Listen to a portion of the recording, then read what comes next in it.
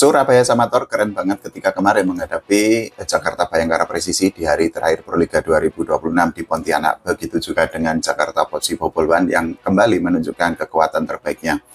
Nah, kita bahas dari Surabaya Samator dulu ya.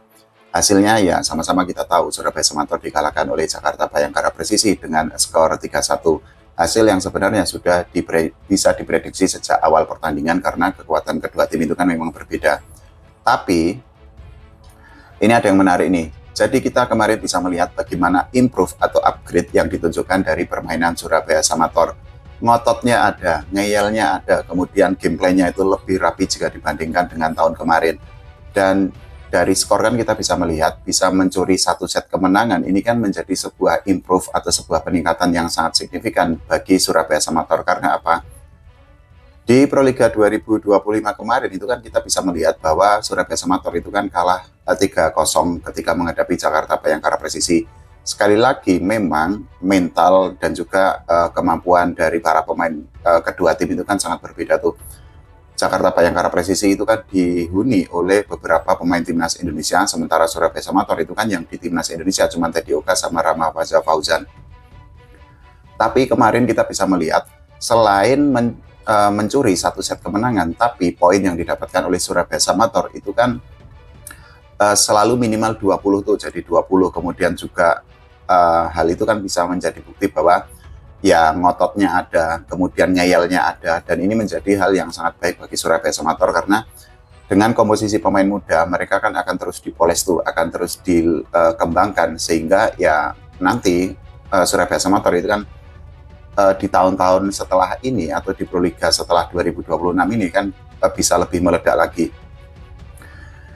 Tapi ya kita tidak boleh melupakan fakta bahwa memang masih ada beberapa kelemahan yang ditunjukkan oleh Surabaya Samator. Nah, ini adalah statistiknya ya teman-teman, biar diskusi kita semakin sehat lagi. Dari attack kan kita bisa melihat bahwa attack-nya itu kan cukup berimbang lah, 54-53, kemudian bloknya ya ini yang bermasalah 18-7, kemudian serve-nya ini Surabaya Samator unggul karena Samator bisa mencetak 6 poin, sementara untuk Jakarta Bayangkara Presisi itu hanya mencetak 3 poin. Errornya ini juga Surabaya Samator lebih banyak, jadi Surabaya Samator melakukan 23 error, sedangkan Jakarta Bayangkara Presisi itu melakukan 20 error.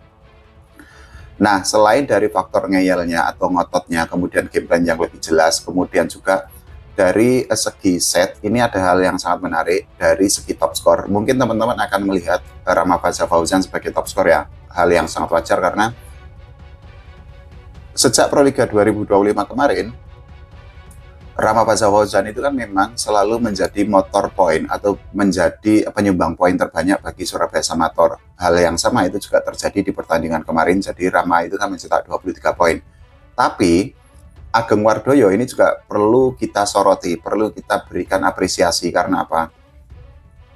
Kemarin itu Ageng Wardoyo itu bisa mencetak 20 poin dan rataannya ini cukup oke karena dari 20 poin itu 16 didapatkan oleh Ageng Wardoyo dari attack, kemudian 2 poin dari serve dan 2 poin dari block. Itu artinya Ageng Wardoyo sebagai hitter itu tidak hanya berfungsi untuk melakukan serangan, tapi juga dirinya itu bisa untuk melakukan block dan juga untuk melepaskan serve yang menekan, yang tentu saja serve menekan itu kan sangat berguna bagi Surabaya Samator karena bisa untuk merepotkan lini pertahanan dari lawan, khususnya kemarin Jakarta Bayangkara Presisi. Sayangnya memang gini teman-teman,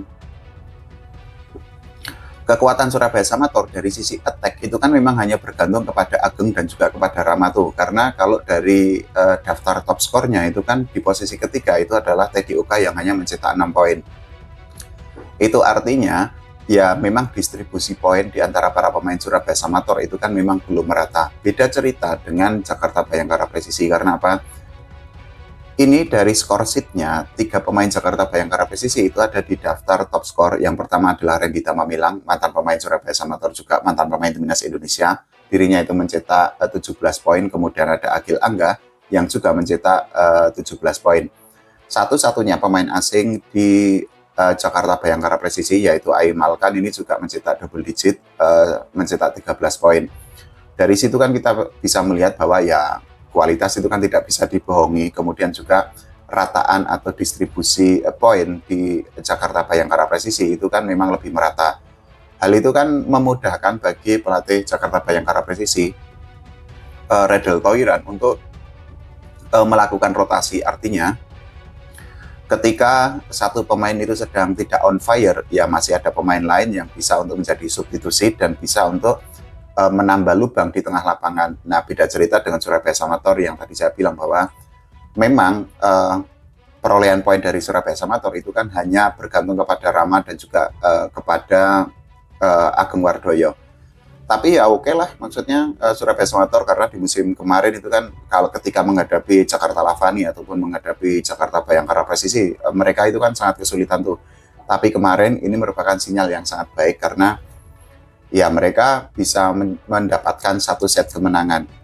Yang perlu dicatat menjadi gini, bisa mendapatkan satu set kemenangan ketika menghadapi tim seperti Jakarta Bayangkara Presisi ataupun Jakarta Lavani itu kan sangat penting tuh untuk mendapatkan satu tiket ke babak Final Four, karena kita bisa memprediksi kok bahwa Garuda Jaya kemudian juga Tirta Bagasasi ketika akan menghadapi Bayangkara ataupun menghadapi Jakarta Lavani itu pasti akan sangat kerepotan.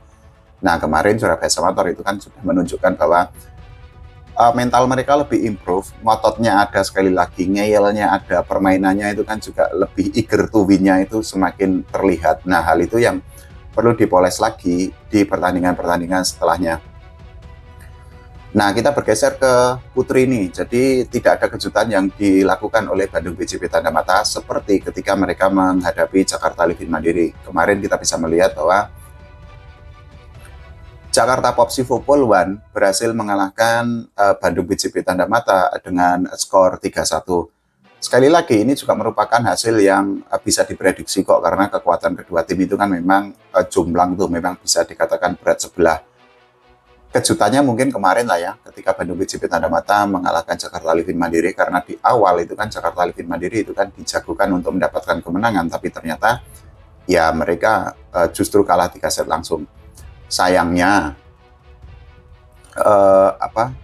kemarin Bandung BJB Tanda Mata tidak bisa untuk menunjukkan efek kejutnya lagi, sehingga ya akhirnya kalah.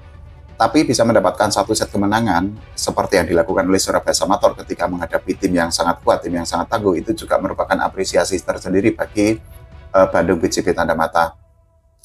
Nah, kalau kita bicara dari statistik, ini adalah statistik di pertandingan kemarin ya teman-teman. Jadi memang dari sisi attack kita bisa melihat bahwa Jakarta Popsi Vopolwan itu kan sangat dominan. Jadi mereka mencetak 64 poin dari attack, sementara Bandung BJB Tanda Mata itu cuma mencetak 42 poin dari attack. Dari segi blok, ini juga timpang jauh. Jadi Jakarta Popsi Vopolwan itu mencetak 10 poin dari blok, sementara Bandung BJB Tanda Mata itu hanya mencetak 4 poin aja. Dari serve ini juga Jakarta Popsi Vopolwan lebih unggul karena berhasil mendapatkan 6 poin, sementara Bandung BJB Tanda Mata cuma mendapatkan 4 poin aja. Nah, dari segi error, ternyata Bandung BJB Tanda Mata bisa meminimalisir error yang dilakukan di tengah lapangan.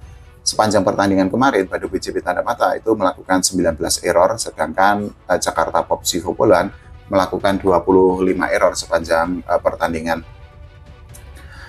Sekali lagi, ini yang terjadi pada Bandung BJB Tanda Mata itu hampir mirip dengan Surabaya Samator. Karena apa? Bandung BJB Tanda Mata itu hanya bergantung ke segelintir pemain aja. Bahkan 2 pemain asing di Bandung BJB Tanda Mata itu kan benar-benar menjadi motor untuk mendapatkan poin. Yang pertama itu adalah Anastasia Guerra yang kemarin mencetak 17 poin, kemudian Sonali Cidro itu mencetak 10 poin.